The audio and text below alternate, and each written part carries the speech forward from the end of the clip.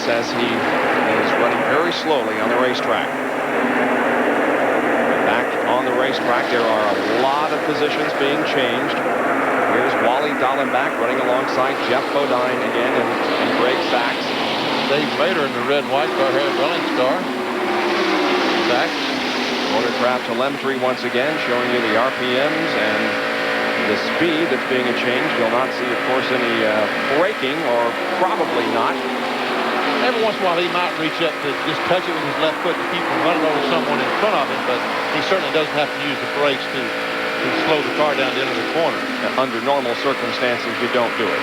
And you speak with authority, Mr. Parsons, because we'd like to point out that here in 1982, Old BP was the first Winston Cup NASCAR driver to officially qualify above 200 miles an hour at this racetrack. Yeah, ran I think 200.1.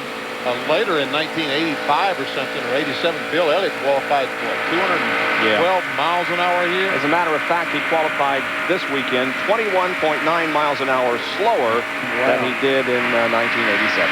They have restricted the engines in the car, so they just will not run that 215 miles an hour. It's just simply not safe. Great shot from the roof cam here on Jeff Bodine's car as we are at Talladega Superspeedway in running speeds in excess of 192 miles an hour. Davey Allison has the lead, back in just a moment.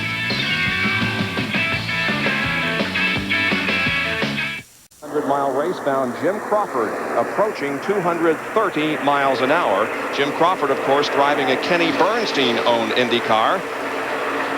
Kenny very much involved in drag racing, of course, with himself and with the Winston Cup team of Brett Bodine and the Indy cars of both Jim Crawford and Roberto Ferrero. 229 miles an hour, and I just said a moment ago 215 miles an hour. You know, there is a lot of speculation all over the place in Indianapolis, in Daytona Beach, in Charlotte, all over the place about the possibility of the Winston Cup NASCAR circuit coming to the Indianapolis Motor Speedway for a Winston Cup race. Probably not next year, maybe not the year after, but sometime in the future, the Winston Cup guys at Indy. Would you like that, guys, running at Indianapolis? Not an Indy car. Not an Indy car, a stock car. Oh, I think it'd be neat. Maybe we'll get a chance to do it. I think it'll add some class to the circuit. I don't know. It'd be fun to run an Indy car there too. But it'd be neat. I'd love it. You know, it's got a lot of history behind Indy, and you know, we put on a good show up there. You know, I'm not that excited about going to their facility and racing, because, you know, people go to the Indy 500 not because it's a race. They go because it's an event, and you know, that's why there's 400,000 people there. I'd venture to say 200,000 of them don't care if they race or not. They just have to be there. It'd be great because they're going to raise the walls. The walls may be a little nervous there for a while because I thought I could make it over one of those. But, you know, that's just something. You know, I'd love to race there, and just because of Indy. And one dream I've always had in racing was to drive at Indianapolis. While I can't do that in a champ car or an Indy car, it'd be fun to do it in a stock car. Okay, guys in the booth, what do you think? Neb, would you like to see him go to Indianapolis? Well, I think because of the notoriety of the Indianapolis Motor Speedway, I think that it would be great for them to go there, and I think they put on a good show. I'd love it. I would absolutely love it. We mentioned the fact that Jim Crawford was the fastest at Indianapolis yesterday in the first day of practice. His car owner standing by with Jerry Punchin. Hey, he himself, Kenny Bernstein, is the fastest man alive, going over 300 in a dragster. Indeed, Bob, the fastest man alive, Kenny Bernstein. And Kenny, we go from one speed plant to another next week in Indianapolis for qualifying, and you have two cars, both of which have been the fastest two up there in testing. Your thoughts about the pole speeds for Crawford and Guerrero? Well, I hope that it holds true. I'm going to say 228, 229 will probably take it to get the pole. It's hard to tell sometimes with practicing and everything with the toes around there, but Burger State Buick's been doing good up there. What are your thoughts about NASCAR going up to the Brickyard, possibly as early as maybe next summer? It looked pretty exciting. I happened to be there today. They were testing the IROC cars, and they looked like they were having a lot of fun out there. So it's a great part of the country to have a NASCAR race, believe me. Well, the man who will get the best of both worlds, IndyCar racing, you have two cars up there next week, and possibly a NASCAR race there in the future.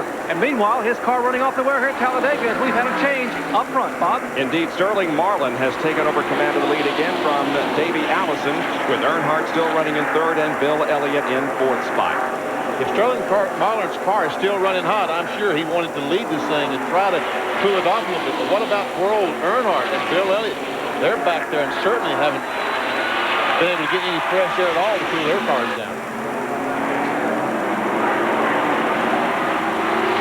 I just talked to Mike Beam. I said, yeah, Sterling just decided the car's running a little bit too hot, so he decided to punch it and pass Davey. And Mike Beam looked down and he said, big smile on his face. I wish you could have seen it. He said, yeah, that's right.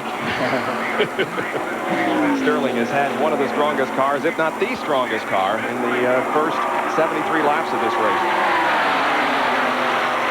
And every time he leads a lap again, $100 for the Children's Miracle Network, the Maxwell. Look at this.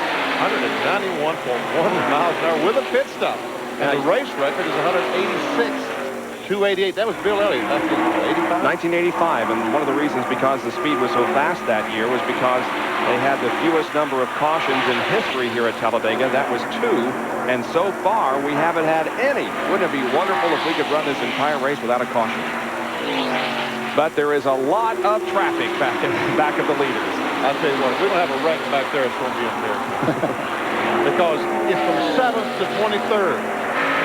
All those cars, bumper to bumper, all of them, knowing that 7th place is right up there, they're going to get mentioned if they get up to 7th. But we're not going to talk about them if they're back to 23rd. You know, Richard Petty, we're not going to talk about you back there. You got to go to the front. Carol Labonte, you got to get up past these guys. Morgan Shepherd, you know, he's doing pretty good. The fact that he ran out of gas and had to coast around the racetrack to beat this guy. Yeah, that was explained to us by Jerry on pit road while we went a commercial break. Morgan's path toward the pit was blocked when he wanted to come in, and then the car ran out of fuel. Look at Jimmy Spencer really going high up in turn 2. He almost got to the wall before he ever got started down the straightaway, but he came off of it, got a good run down the straightaway. Well, a pretty good run. Morgan Shepherd is still there beside him. Both of those drivers, Bob, will be making a special appearance a week from today if we see Charlie Glotzback down on the inside coming around. But Jimmy Spencer, Morgan Shepherd, Dale Jarrett, Junior Johnson, yours truly, will be at the Race of Life, Race for Life, at the Poco Rhythm Ranch in Morganton, North Carolina, to benefit 2 young boys, Leon and Danny Crump. Now, Danny Crump, Sr., is a member of Travis Carter's crew chief, or a member of his crew, and he has 2 young sons who have a rare disease, adrenoleukodystrophy, and one of them needs a bone marrow transplant. So next Saturday, May the 9th, a lot of us are going to get together and try to help those boys. And Charlie Glotzback. Charlie Glotzback, who won the ARCA race. Is he going to save it? No, there ain't no way. No. Caution is out. Yep, he makes pretty hard contact with the inside dirt bank off of turn number 2. Bringing out our first caution of the day. Charlie Glotzback from Sellersburg, Indiana, won the ARCA race here yesterday, was running alongside Richard Petty when he lost it coming off the second corner. Yeah, he just was trying to get by Richard and had to pin the car a little bit too much, had to bring it down a little bit too much, lost control, and he's made some pretty good contact. I'm sure that since they're not racing for points, Junior's not racing for points, he will be going to slow this car up. The Team America's Split Fire Spark Plugs car. Now let's see what happened. He's got the car started. He's trying to drive away. We see him on the inside of Richard Petty, but he wants to take the car up, all of a sudden just loses control. Richard is on the outside of him. That does not give him that usual, that cushion of air out there to lean the car on. Richard took all that air away, and he just lost control as he came off the corner. You can see he still has the wheel spinning there, Benny. He's wanting to get that thing. He had it in a forward direction for a moment, but then he hits that wall of dirt down on the inside, and you can see the damage that was done. Well, Charlie's got it rolling again. That right front, the right front is going, let's see, that's going about south, and the left front's going north. So, yeah, he decided he's better just quit. Yeah. But obviously, Charlie is okay. He just wanted to drive closer to the camera position, Benny, so that we could get a good shot of the split fire. I'm glad to see that Charlie's okay. Took a pretty hard shot there when he hit the inside dirt bank. The pace car has the field bunched up for the first time in today's event. It comes on lap 77. Boy, these first 4 cars certainly did not want to see that caution flag. They had this race decided amongst those 4 cars. One of those 4 cars was going to win the race. But there were about 25 others back there that were glad to see this caution. Exactly. Now we have another angle of Charlie's incident, a little bit tighter. You see the front end starts to drift up just a little bit. He might have touched Petty there, and when he pulled it back down, the back end went around on him.